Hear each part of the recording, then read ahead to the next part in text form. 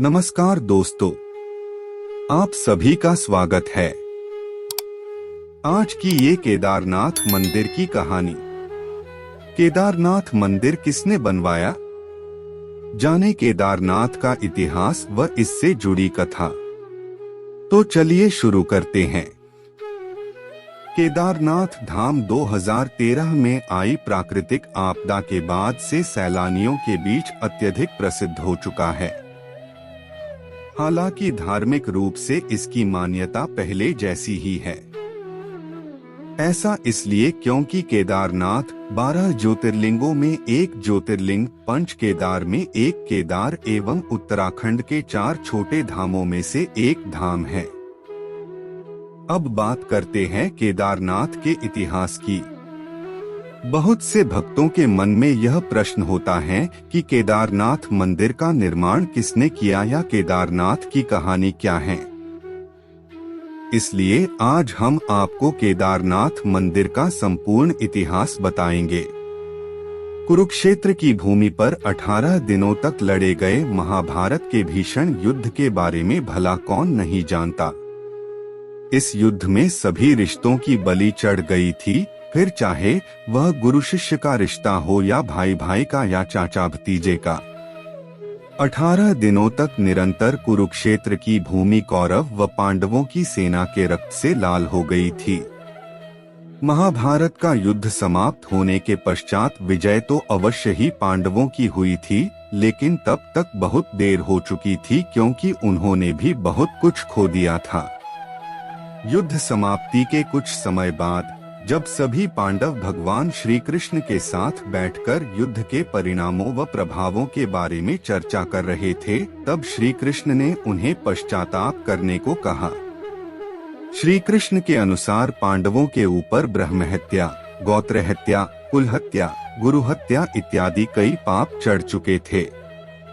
इसके लिए उनका प्रायश्चित करना आवश्यक था।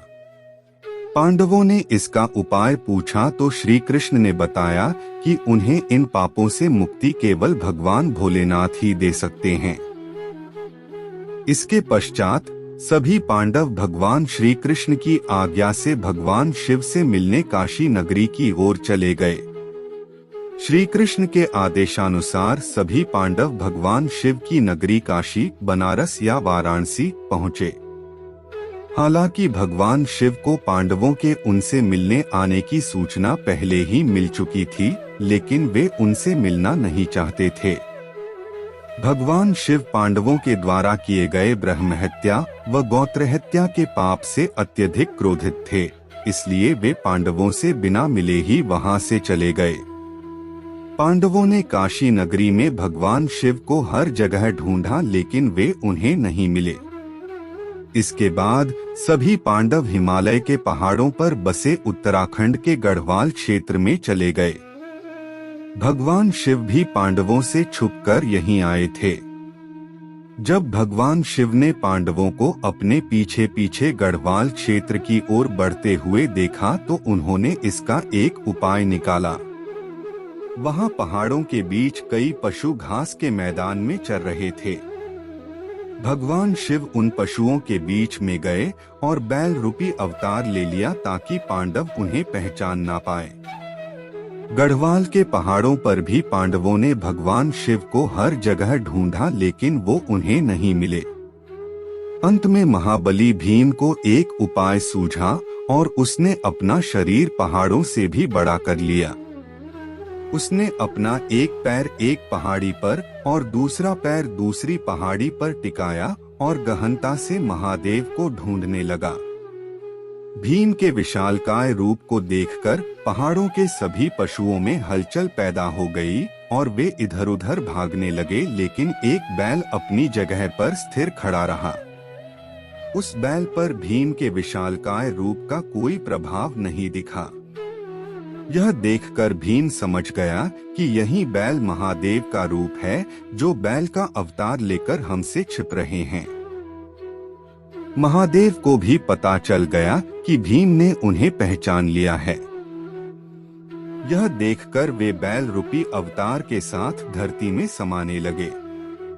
भगवान शिव के बैल अवतार को धरती में समाते देख भीम तेजी से उनकी ओर लपका और बैल की पीठ अपने हाथों से जकड़ ली।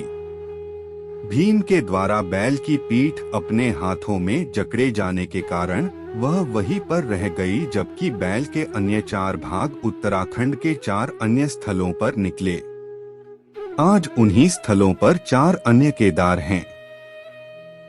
इनमें भगवान शिव के बैल रूपी अवतार का मुख रुद्रनाथ में, भुजाएं तुंगनाथ में, नाभि मद्महेश्वर में व जटाएं कल्पेश्वर में प्रकट हुई थी।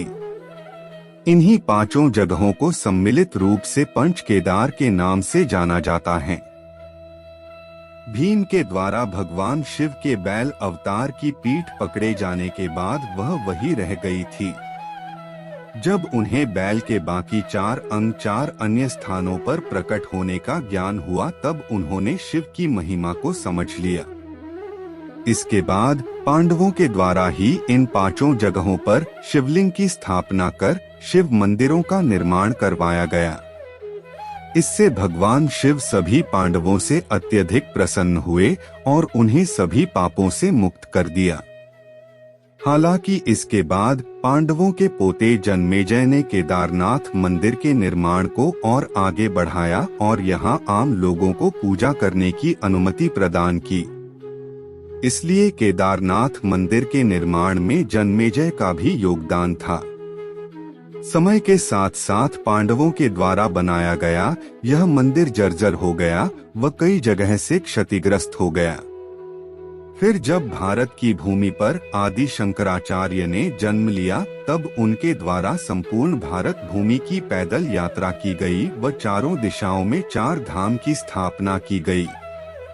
तब आदि शंकराचार्य ने ही इस केदारनाथ मंदिर का पुनः निर्माण करवाया था, जिसे आज हम देखते हैं।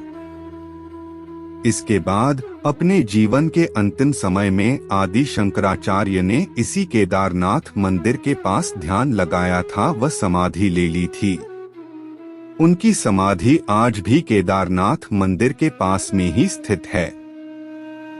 फिर 10वीं से 13वीं शताब्दी के बीच कई भारतीय राजाओं ने मंदिर का जीर्णोद्धार करवाया था। हालांकि 2012 में आई भीषण प्राकृतिक आपदा के बाद केदारनाथ मंदिर के आसपास के ढांचे को बहुत क्षति पहुंची थी। इस प्राकृतिक आपदा में आदि शंकराचार्य की समाधि भी बह गई थी। इसके बाद भारत व उत्तराखंड की सरकारों के द्वारा केदारनाथ धाम, आदि शंकराचार्य की समाधि व उसके आसपास के स्थलों को पुनः ठीक करवाकर उसे नवीन रूप दिया गया। दोस्तों, अगर आपको ये केदारनाथ मंदिर किसने बनवाया केदारनाथ का इतिहास व इससे जुड़ी कथा पसंद आई हो तो इसे अपने दोस्तों व रिश्तेदारों के साथ शेयर एंड सब्सक्राइब जरूर करें। हमें कमेंट करके जरूर बताएं। आपके कीमती समय के लिए धन्यवाद।